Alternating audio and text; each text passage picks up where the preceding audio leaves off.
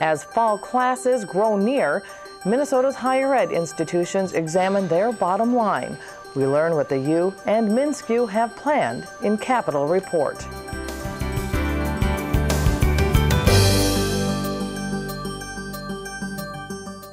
Hello everybody and welcome to this week's Capitol Report. I'm Julie Bartkey. Summer is just about over and soon nearly 500,000 students will begin classes at the University of Minnesota or the MnSCU system. Now here's a look at the tuition and the fees for undergraduates who are enrolled full-time. The chair of the Senate Higher Ed Committee, Michelle Fischbach, says she believes tuition can be held to these rates next year.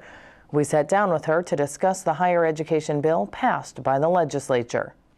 Senator Fischbach, thanks for joining us today. Oh, it's my pleasure. Thank you for having me. The higher education bill does allocate roughly $1 billion to the U of M, another $1 billion to MnSCU, and about $400 million is appropriated to the Office of Higher Ed. Now, these numbers do reflect a reduction in general fund dollars. So given the economic climate, are you happy with this final package?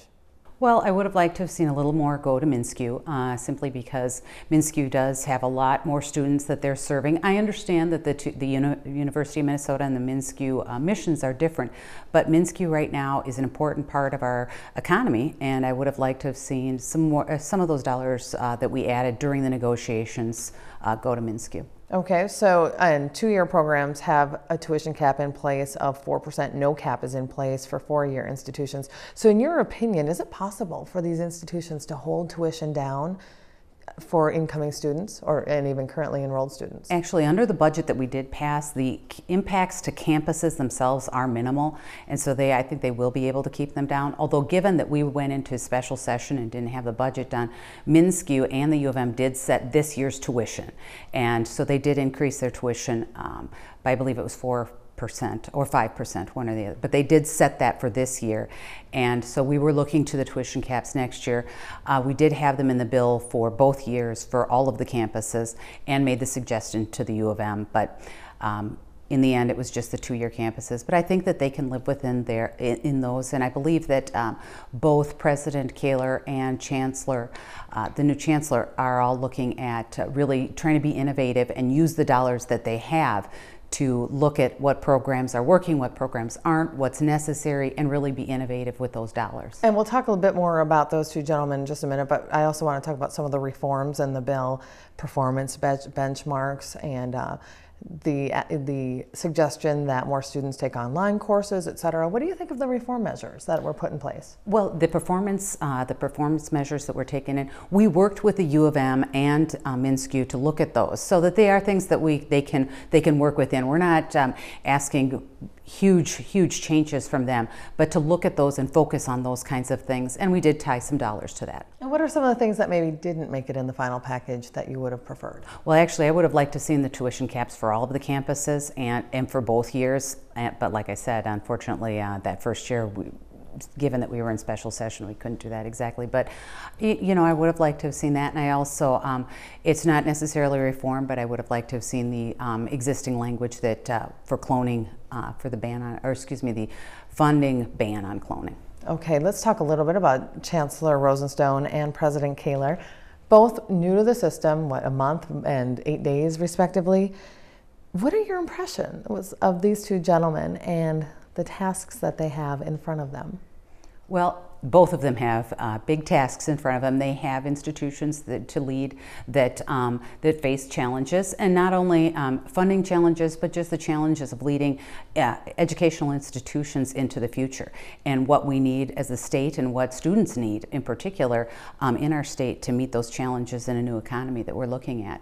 I haven't had the opportunity to spend a lot of time with them yet. Obviously, we've been busy and they've been busy, and they're just becoming acclimated to their new jobs. So I hope in the future we will have a lot of time to sit down and discuss things with them. Actually, we're planning some campus visits for this fall, so we will probably get the opportunity not only to meet with the presidents and students at those campuses, but additionally Chancellor Rosenstone. And let's talk a little bit more about that in your role as chair of higher ed for the Senate. What kind of relationship would you like to form with these two gentlemen and with the institutions in general?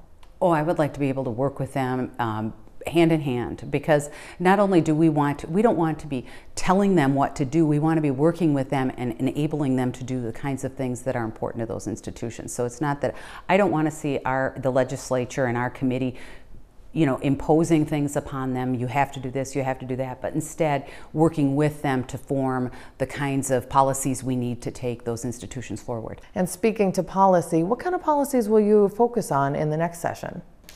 Well, we're still considering those things for next year. Obviously, there were some things that we would like to see, maybe taking another look at some of those tuition caps for next year. That's not necessarily policy. It has a little to do with money too. But we're going to be considering that over the next few months, and as we visit the campuses and do some work this fall. Senator Fischbach, thank you so much for your time today. Thank you very much. I appreciate it.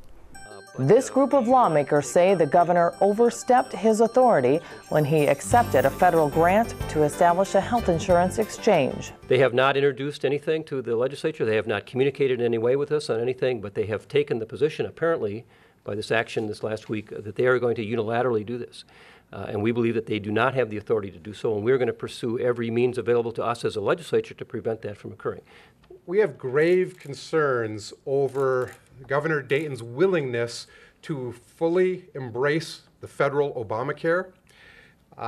We believe we would be better served, Minnesota would be better served, if instead the governor was a partner of ours in resisting the federal takeover of health care. In Minnesota, we have a long tradition of doing things right when it comes to health care.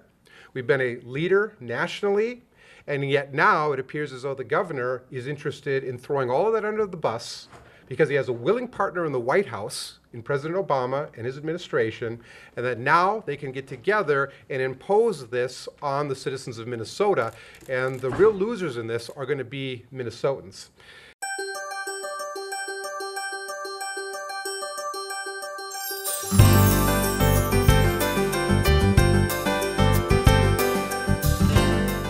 Two new leaders have taken the helm of Minnesota's public higher ed institutions. This week, we sit down with both of them to learn their visions for the future of those institutions and some of the challenges that they face. We begin with the new president of the University of Minnesota, Dr. Eric Kaler. Thank you for joining us today. Thank you for having me. Glad to be here. I want to begin. When your appointment was announced, Board of Regents Clyde Allen said this about you. The board's impressions and those of the university's community are that he is a talented researcher and teacher, effective administrator, and gifted communicator, and these are qualities that will serve him well as the next president of the University of Minnesota. So what do you think you bring to the table? Well, first off, Regent Allen is a very kind person, I should say. I bring really now almost 30 years of experience as an educator and as a faculty member. So I've had a strong record in teaching and research, which I think gives me credibility with my faculty. And I've had good experience as a chair, a dean, and a provost, so I know how large universities run. So I think the combination of those two kinds of experiences set me up well to lead this great institution. And in my research, I noticed in several articles that you were referencing enormous challenges on the horizon for the institution. Arguably, the trend of decreased state funding and higher tuition are two of those challenges. So how do you anticipate trying to curb those trends? Well, that's a national issue, and we're playing it out pretty big time in Minnesota. I think on the state funding front, we need to communicate the value that we bring to the people of the state of Minnesota more effectively and more clearly, and that's my job. So I'm going to be meeting with legislators, meeting with the governor, talking with their staffs about the value and the importance of a great research institution to the state of Minnesota. On the tuition front, we have to manage these increases. As the state funding has dropped, we've asked students to share about a third of the funding of that gap. That's moved our tuition up to a level that I think is about as high as we can reasonably take it. And so I'm going to work very hard both on state funding and on philanthropy, which will bring in scholarship relief to students who will be paying our tuition. And so to that point, earlier this year, the Board of Regents stated that tuition could increase 5% next school year with the legislature's actions. So Do you think this still holds true? We are scheduled for that 5% increase. As you know, that increase was predicated on what we viewed as a worst-case budget, which was passed by the legislature. We've gotten a little relief from that, and so as we go back into our final budget calculations, we'll be looking to provide some tuition relief. So we won't be able to implement that for the fall semester, but hopefully for the spring semester, and certainly for next year, we'll be able to mitigate that increase. President Kaler, the idea of self-funding certain areas, such as the Use Law School, those ideas have surfaced. What would the impacts be if the ideas like this come to fruition? Well, in the law school, there are several high-quality law schools at public universities across the country that do not receive state funding. I'm comfortable with that model. The tuition that law schools can charge, again backed up with some pretty significant scholarship help there, lets that law school stand alone. For programs that have an undergraduate component, particularly the Carlson School is the other school that's been discussed in this model, I am concerned about how the dollars would work there to ensure the access for all of our undergraduate students who want to be part of the Carlson School. So that needs some more thought in my mind about how we would manage that access issue. So I think this calls into play the larger question of perhaps thinking outside the box. And you're coming in at the same time as the new Chancellor for the MnSCU system, Chancellor Stephen Rosenstone. He has stated that he believes it's a particularly opportune time for the two public systems to find new ways to work together. Do you agree? Oh, absolutely. He and I have had some good conversations around that. We're both committed to making sure that our two institutions interact with each other in as effective and efficient way as possible. Both of us are committed to public higher education, committed to providing access and great education to the people of Minnesota, and we will find ways to be more efficient and more collaborative. And have you had any aha moments, any great ideas that you think really are solid at this point? Still a little early. I think I'm in day 47 or 8 of my time back in Minnesota.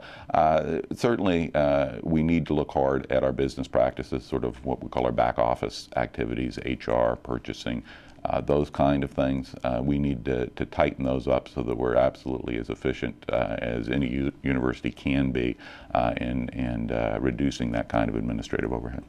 Are you excited about your new position, and even with these challenges? I am thrilled to be here. This is about as exciting and high return activity that I could be involved in. This is an important chapter of my life, and I'm really excited about being able to dedicate it to the University of Minnesota. And so my last question then is, what can the students at the University of Minnesota expect under your tenure? They can expect a rigorous education. We're going to focus on excellence. We're going to invest in programs that are great, and we're going to work on programs that aren't very great. And in fact, if we have some that we're doing that we can't move to the front of the class, we're probably going to quit doing those. So they should expect a very rigorous engagement with a very good research university. Dr. Eric Kaler, thank you so much for your time today. We certainly appreciate it. My pleasure. Thanks for having me.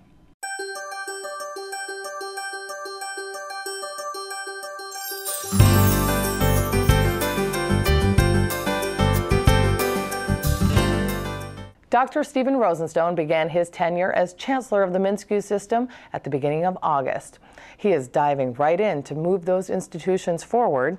Here is our discussion with Chancellor Rosenstone. Thanks for joining us, Dr. Rosenstone. Hey, Julie, good to see you. I want to begin with your task with leading this vast university system, 7 state universities, 24 community and technical colleges. What's your vision? Well, most importantly, given this critical juncture in our own state, we need to be there to ensure that we're meeting Minnesota's workforce needs. We're part of the solution of how Minnesota is going to pull itself out of the last several years. And simply put, we need to be educating more students better than ever before. And by the way, we need to be doing it for less money, given the cuts that we've received from the state of Minnesota. And we'll get into the money part in just a moment, but you did outline your priorities and your agenda recently. That top priority is strengthening the quality of education offered to students. Describe your thoughts on how to do this and maybe a timeline. Well, that's the core business of what we do in MnSCU, and that is to educate students for every sector of Minnesota life. And this has to be project number one. The students that emerge from our colleges and universities have to be incredibly creative, agile, ability to work with very complicated problems, to be familiar with technology, to work very comfortably across cultural barriers, and to be able to adjust to the kind of changes that they're going to experience over the course of their lifetimes as the nature of work changes in Minnesota. We're responsible for educating 430,000 students across the state. They range from students that are coming out of high school and are beginning either a 2- or 4-year program, but there are also a lot of workers who need to be retrained because their jobs have disappeared and they need to be ready for new careers, but also a lot of workers who need to have the latest technology, particular kind of machines that might be on a manufacturing floor and the like. And we're the system that's responsible for all ends of the spectrum, from 2-year certificate to graduate degrees, and the system that's responsible for making sure Minnesota is ready for work. And you just described that vast system a bit, and years ago when the legislature decided to combine everything under one umbrella, the MnSCU system. Explain to me a little bit more about how you strengthen education with such a large mission. How do you do this? Are all of their missions a little bit different, or do you think they're all essentially the same? Well, there is not one size fits all, and if you spend any time on a technical college campus, you'll see that the nature of the educational experience and the nature of what it means to have a great education is substantially different than it would be at Winona or at Moorhead or at Bemidji or the other campuses. And so one has to ensure that we're constantly in touch with what it means to give a great education. In the case of the 2-year institutions, each of those programs have advisory boards that come from the community, that come from the business community. They're there helping us ensure that the kind of students that are graduating from these programs are really prepared for the world of work and are meeting the standards of the industry, not just today, but are prepared for the standards that are going to evolve over the years ahead. I work very closely with presidents and with chief academic officers on each of their campuses. That's really the front line, if you will, for ensuring that we're delivering a really world-class education to every student. Let's talk a little bit more about money. You brought it up a bit earlier. The final higher ed bill from last session places a 4% tuition cap on 2-year universities, no cap on the 4-year programs. So given this economic climate, how much of a tuition increase do you think is reasonable to pass on to students at this point? As small as humanly possible. Simply put, if we continue to place the burden of higher education on our students, we're running head against our mission of access to higher education. You know, Julie, this is a time when the state needs more and more students to complete some post-secondary education. The numbers are that by 2018, literally 70% of Minnesota's workforce is going to have some post-secondary education if Minnesota is going to be competitive in the global economy. Now, for that to happen, we need to be opening the doors of higher education to more students than ever before. And if instead we're pricing tuition out of reach of students and their families, then we're fighting against the thing we need to be accomplishing for the state of Minnesota to succeed in this new economy. So my goal is to ensure that we provide the most cost-effective higher education available in the state, and that as the state cuts our support for higher education, that we're finding every way humanly possible to do our work in more efficient ways, to do our backroom operations in more efficient ways, to think about creative ways in which we can deliver education in a fashion that does not damage the quality and does not force us to raise tuition more than very modest amounts. And this opens the door to my next question. You have stated in the past that this is a particularly opportune time for the state's 2 public systems to find new ways to work together. We asked President Kaler this question earlier as well. He said that discussions have begun. What have you taken from them at this early stage? Well, the stars are really aligned here. This is a magic moment in Minnesota's history. You have 2 new sheriffs in town who are not afraid to look at things in some fundamentally different ways, and also not afraid to sit down and talk with each other and share strategies for how it is we could work together.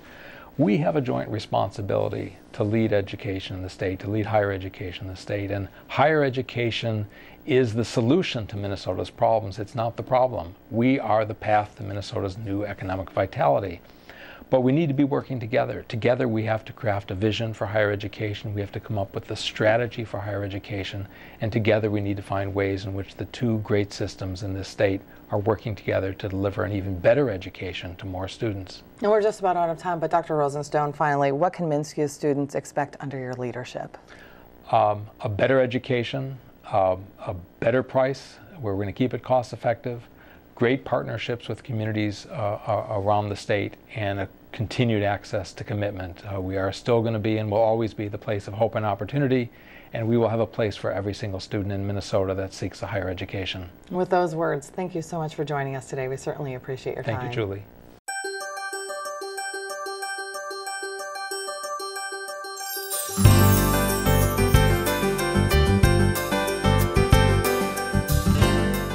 Students seeking financial assistance for college have options available to them. We sat down with Dr. Sheila Wright, Commissioner for the Office of Higher Education, to discuss a few of those options. Well, the agency's primary, the majority of our work is focused on financial aid and data collection, and we spend a great deal of our time providing information to our citizens to help them make those choices. We don't make those choices for them. That's up to the individual. But certainly through our state grant program, the state values higher education and supports the student. Those funds follow the students as they enter, regardless of the type of institution they select.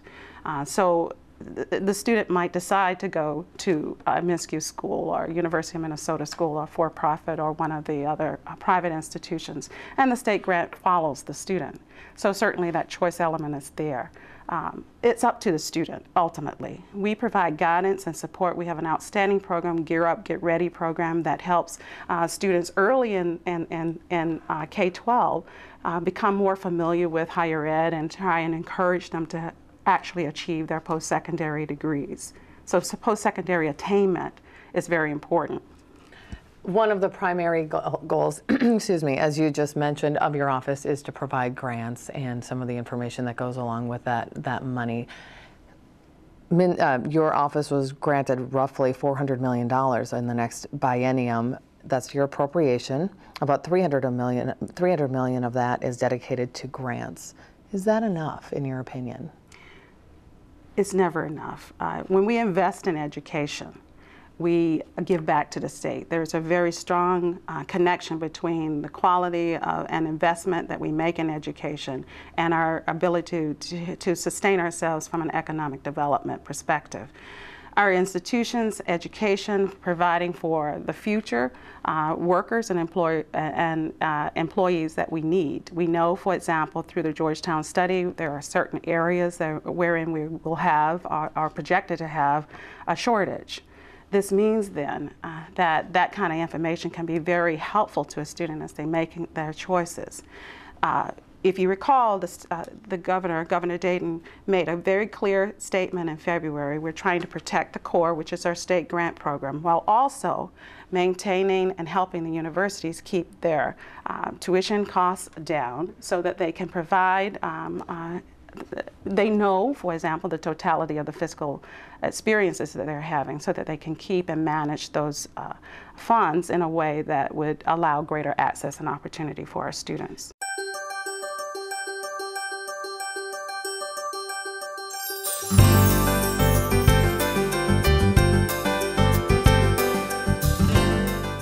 Former chair of the Senate Higher Ed Committee, Sandy Pappas, says she is not pleased with the final higher ed bill.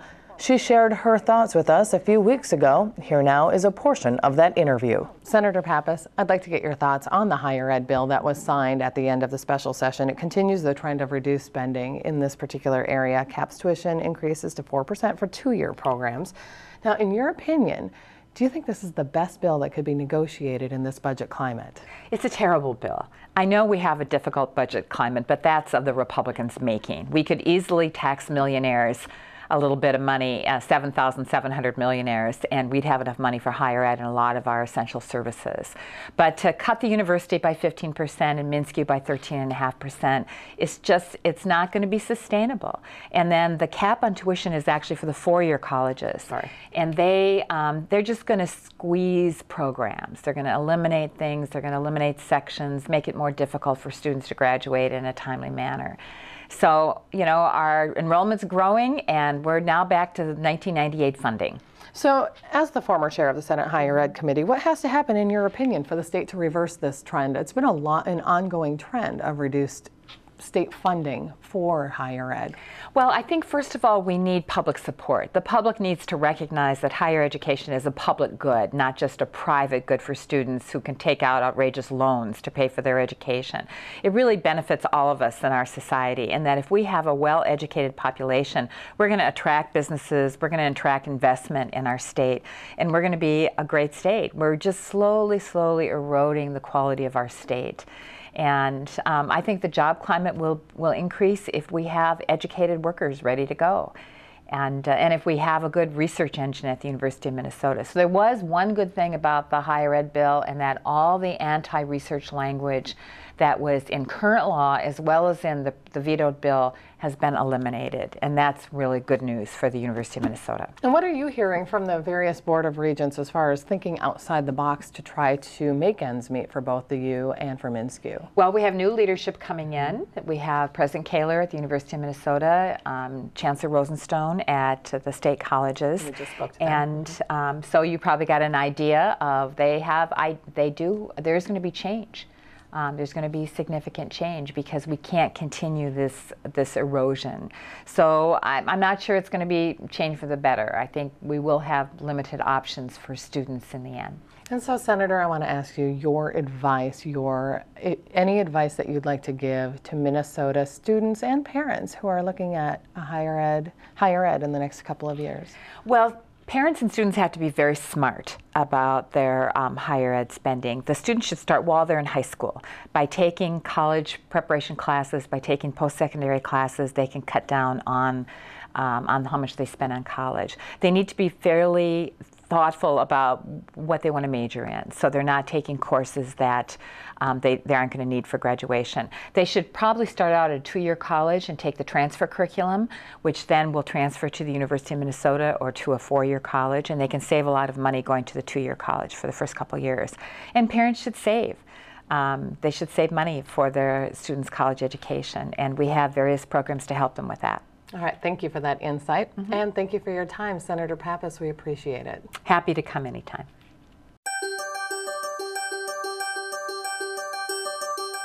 Fight should no longer be, should we raise taxes or should we not raise taxes? Should we raise taxes or should we cut services?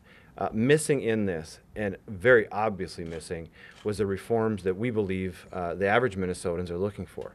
It's probably easy for maybe folks in the media or folks on the other side of the aisle to be cynical about change and reform because we hear that a lot. But I think that there is a public appetite and also a demand for change now. We are going to be asking Minnesotans over the next 3 to 5 months about what their thoughts are around placing limits on the legislature's ability to raise taxes on them and some other types of financial reforms.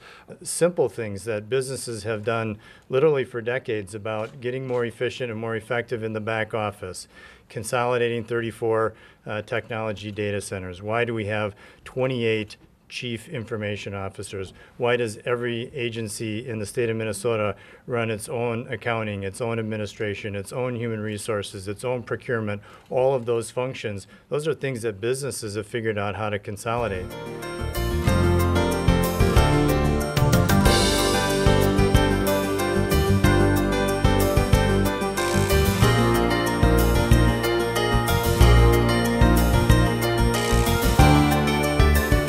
And that wraps up this week's program. From all of us at Senate Media Services, I'm Julie Bartkey. Thank you for watching Capitol Report.